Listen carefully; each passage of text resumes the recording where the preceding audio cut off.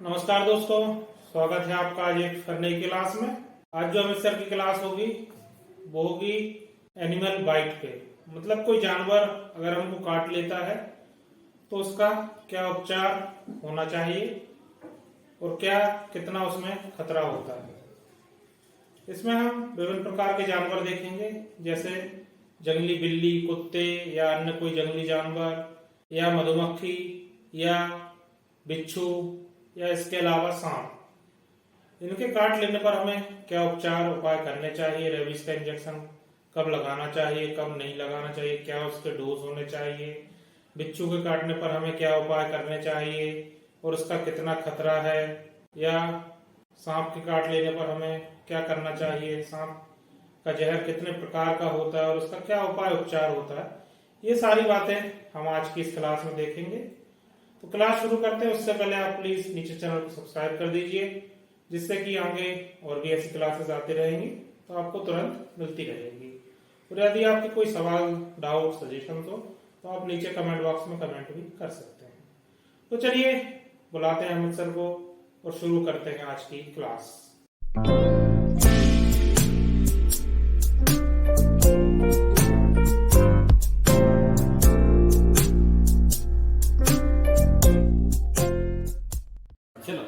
Bytes सुनो, unknown bytes में आते हैं। अननोन बाइट ऐसे अपन डिफरेंशिएट नहीं है। अननोन बाइट में मेन अपन को रहता है कि या तो कोई डॉग, कैट, ये जो है ये अपने डोमेस्टिक एनिमल हो गए, या कोई वाइल्ड एनिमल बाइट हो रहा है, या फिर रोडेंट्स हैं या बैट्स हैं, इनका बाइट हो रहा है।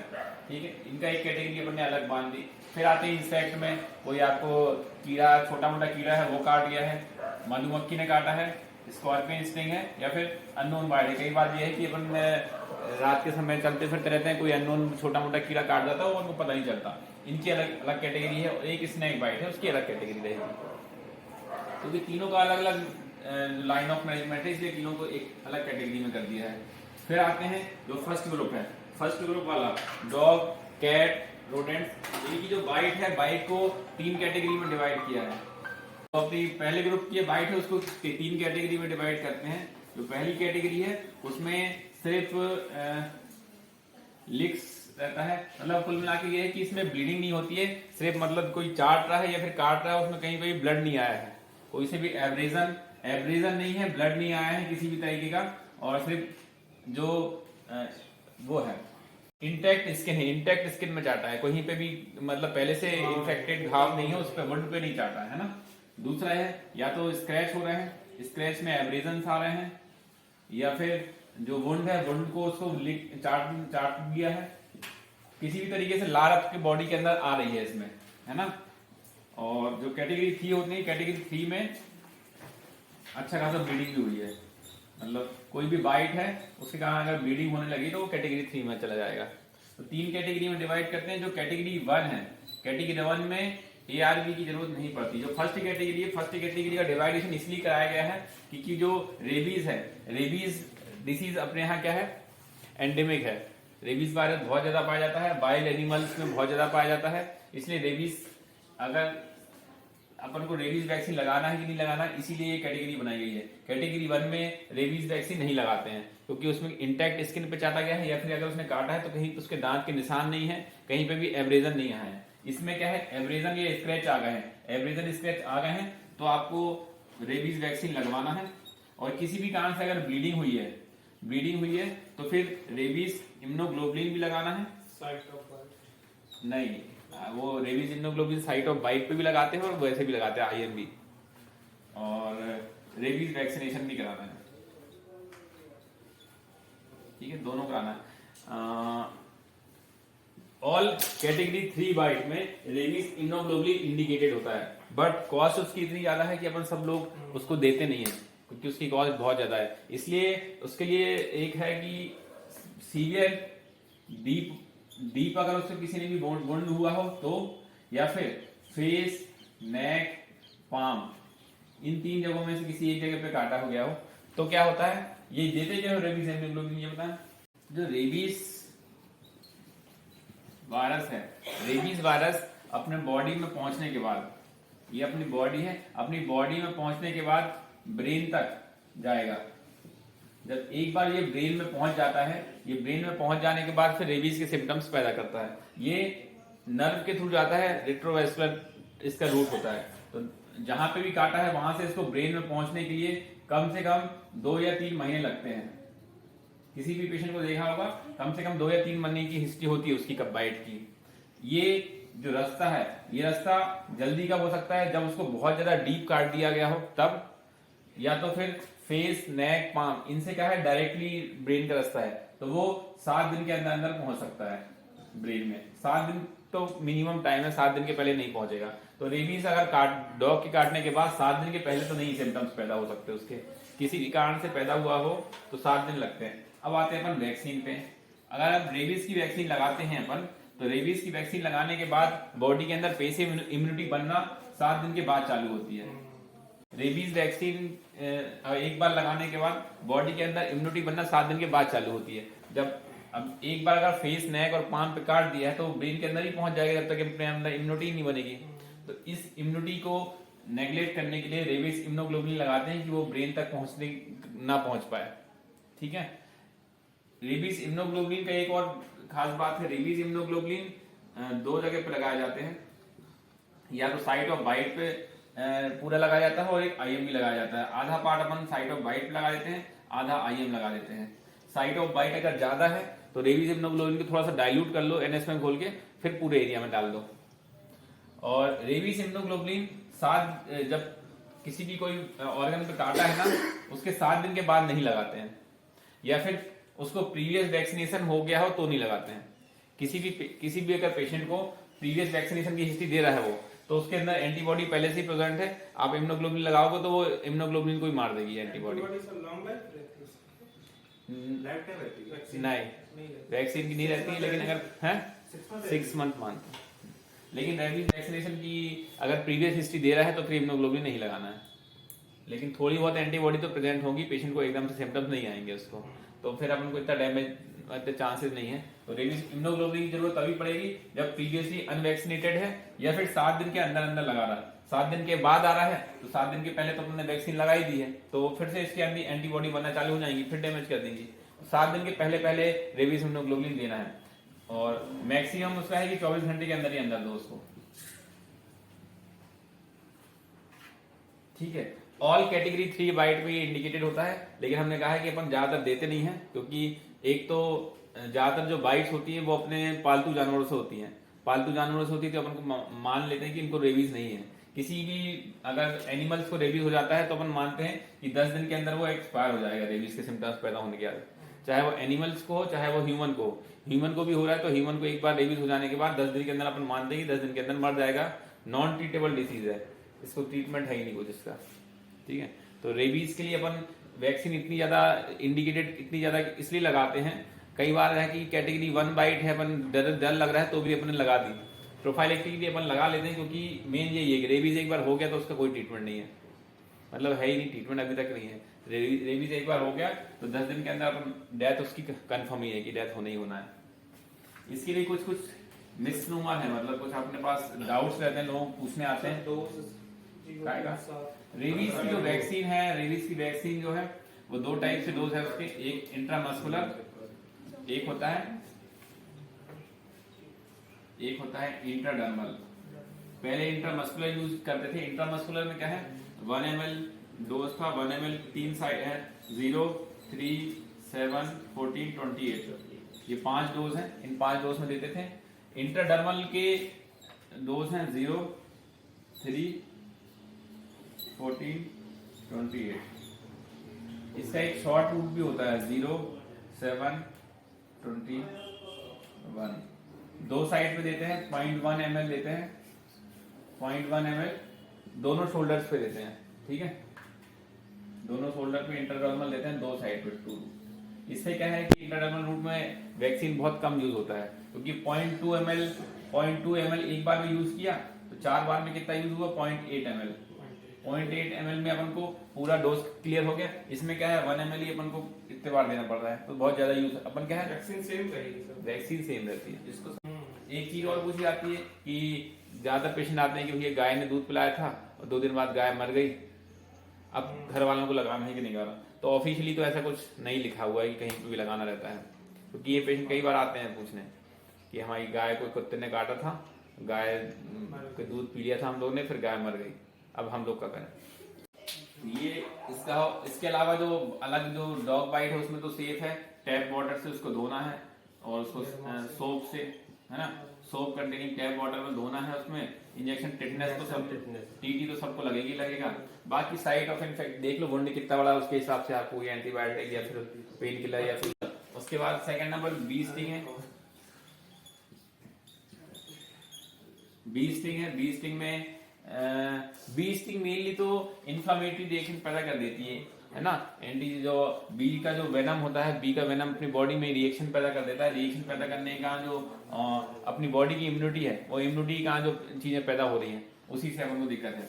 इससे क्या होता है, पहला है सीवियर इचिंग, पेन और रैशेस आ जाते हैं पूरे बॉडी में। ये इमीडिएट रिएक्शन है। थोड़ी डिलेड रिएक्शन होती है, उसको फेशियल पफिनेस आ जाती है और एक्यूट किडनी इंजरी के चांसेस होते हैं। ये आफ्टर 1 to 2 डेज होती है। तो इसके लिए यही है कि आप इनिशियली बी स्टिंग पर है तो बी स्टिंग के लिए अपन को एंटी एलर्जी देना है, स्टेरॉइड देना है और जितना हो सकता है इन्फ्लेमेशन कम करने के लिए साइन देना है। हाई फ्लूइड इनटेक ठीक रखना है इसका। फ्लूइड इनटेक अगर कम हो रहा है तो आप उसको आईवी फ्लूइड भी दे दो, क्योंकि आगे एक्यूट किडनी इंजरी होने के चांसेस हैं। तो उसको फ्लूइड इनटेक देखना है कि अगर जैसे कई बार मल्टीपल बी स्टिंग हो जाती है, पूरे बॉडी में रैशेज आते हैं, पूरे बॉडी में वेनम हो जाता है, ये वेनम आगे जाके एक्यूट किडनी इंजरी करा देता है। तो अगर मल्टीपल रैशेज है तो उसको हायर एंटीबायोटिक और फ्लूइड्स दो साथ में स्टेरॉइड और एंटी एलर्जी देनी है। स्टेरॉइड एंटी एलर्जी के साथ दो, बाकी सिम्टोमेटिक ट्रीटमेंट देना है। अपन को वॉच करना है कि किडनी इंजरी तो नहीं हो रही है। इसके कॉज ऑफ डेथ है, अगर डेथ होगी तो एक्यूट किडनी इंजरी या फिर सीवियर एनाफाइलेक्सिस हो जाएगी। सीवियर एनाफाइलेक्सिस जब होती है तब उसमें आईएम एड्रेनालिन या फिर सबक्यूटेनियस एड्रेनालिन भी देना पड़ता है। कई बार बहुत शौक मधुमक्खी काट ली तो उसको सीवियर एनाफाइलेक्सिस से शौक में भी जा सकता है, तो उस कंडीशन में उसको इंट्रामस्कुलर एड्रेनालिन या फिर सबक्यूटेनियस एड्रेनालिन देना पड़ता है। लेकिन मेन स्टेप ऑफ ट्रीटमेंट यही है, fluid, steroid, anti allergic. Antibiotic का कोई रोल नहीं। एंटीबायोटिक वेनम में तो कुछ काम करेगी नहीं, सेकेंडरी सेप्सिस करा देती है तब अलग बात है। वो तो वेनम है तो एंटी वेनम, मतलब एंटी वेनम तो कुछ है नहीं इसका, तो आपको एंटी एलर्जी की देना है। ठीक, बी स्टिंग हो गया। बी स्टिंग के बाद आते हैं स्कॉर्पियन स्टिंग। स्कॉर्पियन स्टिंग के लिए एक खास बात है, स्कॉर्पियन स्टिंग में जो पेन है इंटेंस पेन होता है, सीवियर पेन होता है। बॉडी में कोई रिएक्शन नहीं होती है। सिर्फ लेस देन 1% ऐसे पेशेंट होते हैं जो कि स्कॉर्पियन स्टिंग के बाद पल्मोनरी एडीमा में चले जाते हैं। ठीक है, पल्मोनरी एडीमा जो पेशेंट जाते हैं या सस्पेक्टेड रहते हैं उन लोग के लिए स्टेरॉइड प्लस प्राजोसिन। प्राजोसिन मतलब ये होता है अल्फा ब्लॉकर होता है प्राजोसिन टैबलेट। तो प्राजोसिन टैबलेट है, इसका एंटीडोट मानते हैं स्कॉर्पियन स्टिंग का, वो सबको दे देते हैं जिससे कि वो आगे पल्मोनरी एडीमा में न जाए। और स्टेरॉइड यूजुअली इंडिकेटेड नहीं होता है, सिर्फ स्कॉर्पियन स्टिंग में लोकल पेन बहुत ज्यादा होता है तो लोकल लिग्नोकेन दे देते हैं पर इंजेक्टेबल। जो साइट है, साइट पे आप लोकल इंजेक्शन लगा दो। नॉर्मली पैर भी काटता है तो लगा देते हैं, जहां पे भी काटे वहां पे लगा दो। ठीक है, लोकल पूरे उसमें इन्फिल्ट्रेट कर दो, थोड़ा समय के लिए पेन ठीक हो जाता है। 2 से 3 घंटे बाद पेन अपने आप ठीक हो जाता है। तो और कुछ करना नहीं रहता उसमें, अपने आप ठीक होने का है। बाकी आप देख लो ब्लड अलर्ट निकल रहा है तो टिटनेस लगवा दो और लोकल इन्फेक्शन को ठीक करना है। स्कॉर्पियन स्टिंग में ये 2 चीजें हैं कि उसको वॉच करना है कि कोई जो भी अगर अननोन बाइट है तो उसको 24 घंटे का ऑब्जर्वेशन में रखना है। 24 घंटे तक उसको और कोई साइन तो नहीं आ रहे हैं। जैसे स्कॉर्पियन स्टिंग में इसमें पल्मोनरी एडीमा भी कई बार डेवलप हो जाता है, तो अगर वो डेवलप होता है तो स्टेरॉइड और अल्फा ब्लॉकर देना है। फिर आते हैं स्नेक बाइट। स्नेक बाइट की ऑलमोस्ट 216 स्पीसीज हैं अपने इंडिया में। इसमें से सिर्फ 14 से 15 स्पीसीज ऐसी हैं जो कि टॉक्सिक हैं, है ना। बाकी सब नॉन टॉक्सिक स्नेक बाइट हैं। तो अगर कोई किसी को स्नेक बाइट हो रहा है तो स्नेक बाइट में सबसे पहले तो उसको बताना है कि आपको सिर्फ 10% चांसेस है कि किसी जहरीले सांप ने काटा होगा, बाकी 90% चांस है कि आपको जिस सांप ने काटा है वो जहरीला नहीं होगा और आपको कुछ दिक्कत होगी नहीं उससे। अब जो जहरीले सांप है और जो नॉन टॉक्सिक है उनके थोड़े बहुत अपन को देखने से अगर आप डिफ्रेंशिएट कर सकते हो तो उसके थोड़े बहुत कैरेक्टरिस्टिक होते हैं। जो जहरीले सांप होते हैं वो तो पहली बात तो 2 फैंग्स होते हैं उसमें, जो नॉन टॉक्सिक होते हैं उनमें मल्टीपल फ्लैग्स होते हैं। तो जो आप बाइट साइट ऑफ बाइट देखोगे तो 2 निशान दिखेंगे, बाकी सब में कोई ऐसे निशान नहीं दिखेंगे। स्केल्स हैं, इसके स्केल्स बड़े बड़े होते हैं सांप के देखने में, इनके नॉन टॉक्सिक के छोटे छोटे स्केल्स होते हैं। कलर ये होते हैं मल्टी कलर, ये ब्लैक कलर के होते हैं, ब्लैक कलर के नॉन टॉक्सिक आते हैं। ठीक है, तो ये दोनों थोड़े बहुत देख के अगर कोई बताता है कि किस कलर का था, वो बोलते हैं काले कलर का छोटा सा सांप था, उसमें कांटे के निशान नहीं है, तो अपन प्रिडिक्ट करते हैं कि वो नॉन टॉक्सिक होगा। टाइप्स बहुत सारे हैं, रसेल वाइपर, कोबरा। प्रोडिक्शन होगा सर, ये सिर्फ प्रिडिक्शन है, ये फॉल्स भी हो सकता है, तो अपन सिर्फ प्रिडिक्ट कर रहे हैं थोड़ा बहुत। टाइप्स बहुत सारे हैं, रसेल वाइपर, किंग कोबरा, सी स्नेक, बहुत सारे। उनके लिए आपको बहुत ज्यादा दिमाग नहीं लगाना। कुल मिला के ये है कि जो स्नेक बाइट है, स्नेक बाइट 3 टाइप की टॉक्सिसिटी कराता है। एक होता है न्यूरोटॉक्सिसिटी, एक होता है वेस्कुलोटॉक्सिसिटी, एक होता है साइटोटॉक्सिसिटी।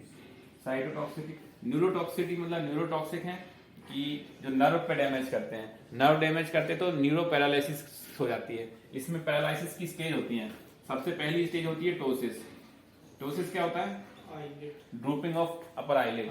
सबसे पहले टोसिस होगी, उसके बाद डिफिकल्टी इन टॉकिंग, फिर डिफिकल्टी इन डिग्लूटिशन, फिर नेक होल्डिंग डिफिकल्टी, उसके बाद आता है रेस्पिरेटरी पैरालिसिस। ठीक है, तो टोसिस से लेके ये डेवलप होने तक लगभग आपके पास आधा घंटे से 1 घंटे तक का टाइम होता है। डिपेंड करता है कि टॉक्सिसिटी कितनी ज्यादा है। अगर कोई सीवियर टॉक्सिक है तो आधे घंटे का टाइम देगा वो। अगर कोई माइल्ड टॉक्सिसिटी तो कई बार इस स्टेज तक पहुंचते ही नहीं है, वो इन दोनों स्टेज में ही ठीक हो जाते हैं वो।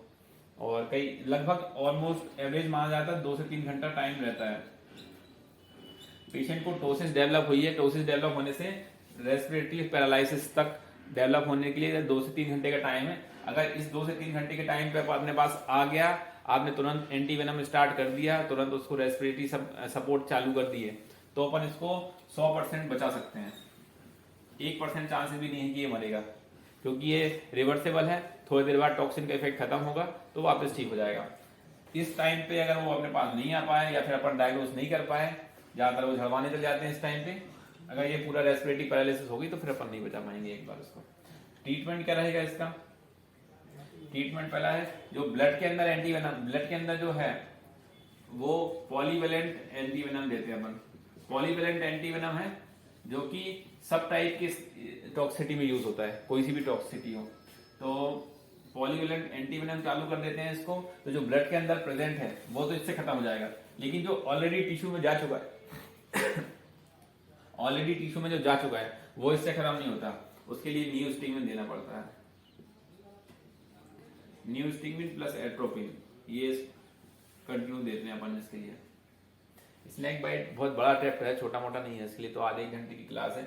एक शॉर्ट में बता दे रहा हूँ। ये न्यूरोटॉक्सिसिटी का एक वेस्कुलोटॉक्सिक है, मतलब जहां पे काटा है ना उससे ब्लीडिंग होने लगेगी, और ये पीटी, INR ये सब डिलेज हो जाते हैं इसमें। इसके लिए अपन एक टेस्ट करते हैं 20 whole blood clotting test. Patient का ब्लड निकाल लो, ब्लड निकाल के उसको 20 मिनट तक रखे रहो। 20 मिनट तक रखने के बाद देखो कि वो क्लॉट हो गया है कि नहीं। अगर वो क्लॉट नहीं हुआ है 20 मिनट के बाद भी, मतलब कि उसको वेस्कुलोटॉक्सिसिटी हो गई है, आपको फिर देखना है ब्लीडिंग मैनिफेस्टेशन। इस सब कंडीशन में ASV इंडिकेटेड होगी। अगर आप पेशेंट ने जैसे ही काटा है, जैसे ही अपने पास आया, अपन ने उसको 5 ml ब्लड निकाल के रखा, 5 ml ब्लड निकाल के उसको 20 मिनट तक रखा, 20 मिनट तक क्लॉट नहीं होता है तो आप उसको ASV दे दोगे। ठीक है, इसमें मेन इसको यही देता है जहां पे भी काटा है वहां से कंटिन्यूसली ऊजिंग होती रहेगी ब्लड की। एक साइटोटॉक्सिसिटी सेल्स में स्वेलिंग होने लगती है, सूजन आने लगती है। ज्यादातर पेशेंट इसी टाइप के आते हैं कि जहां काटा था वहां पे सूजन आने लगी है, लगातार बढ़ रही है। तो अगर साइटोटॉक्सिसिटी है तो साइटोटॉक्सिसिटी के लिए सिर्फ ASV इंडिकेटेड है। इसके अलावा आपको सिम्टोमेटिक ट्रीटमेंट देना है सेलुलाइटिस का, एंटीबायोटिक, सुमेक ड्रेसिंग, काइमोफ्लेम। इस पेशेंट को ARM एक्यूट किडनी इंजरी बहुत कॉमनली होता है, क्योंकि सेल डैमेज होती है। सेल डैमेज से मायोग्लोबिन निकलता है, मायोग्लोबिन किडनी में जाके किडनी डैमेज कर देता है। तो इन पेशेंटों को फ्लूइड अच्छे से मैनेजमेंट करना था, AKI से प्रिवेंट करना है। ASV किन पेशेंटों को लगाना है, कितना लगाना है, इसके लिए थोड़ा सा डिटेल में पढ़ना पड़ता है ना। उसके लिए अपन कभी बाद में अलग से क्लास ले लेंगे। अभी ये इससे इतना ध्यान रखो कि इन सब कंडीशन में अपन को ASV इंडिकेटेड होता है जब ये हो रही हो। अच्छा, स्नेक बाइट में डूज और डोंट्स का बहुत रोल है, क्या क्या करना है क्या नहीं करना। अगर आप पेरीफेरी में हो, पेरीफेरी में किसी को एडवाइस करना है तो दो ही चीजें हैं, दो डू हैं, बाकी ऑल डोंट में आते हैं। दो चीजें करनी क्या है, पहला इमोबिलाइजेशन,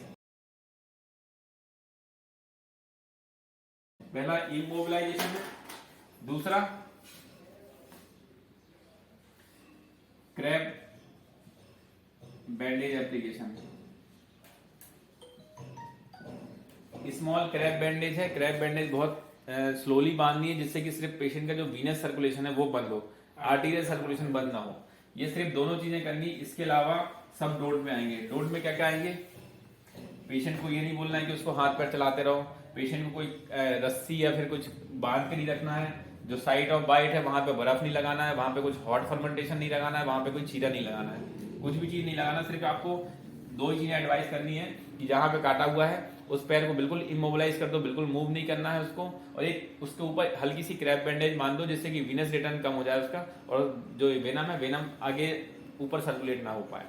ठीक है, क्योंकि अगर कस के बांधेंगे तो आर्टेरियल सर्कुलेशन भी बंद हो जाएगा तो वो और डैमेज कर देगा उस पूरे एरिया को। ठीक है, ठीक हो गए लगभग फाइट।